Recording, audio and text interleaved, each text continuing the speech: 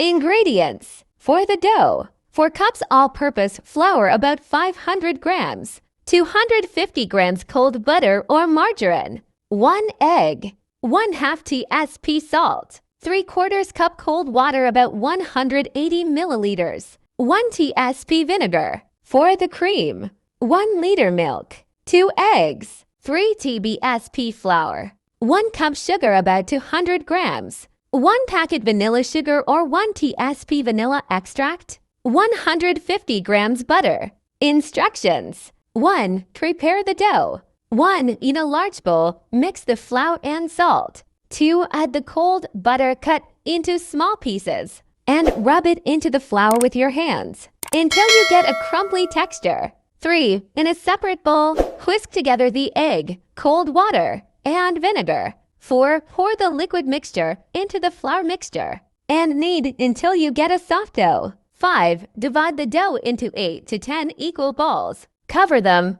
and refrigerate for 30 minutes. 2. Make the cream. 1. Whisk the eggs with sugar until smooth. 2. Add flour and a little milk to make a thick batter. 3. In a saucepan, heat the remaining milk and slowly add the egg mixture, stirring constantly. 4. Cook over low heat, stirring until it thickens. Don't let it boil too hard. 5. Let it cool, then add softened butter and vanilla.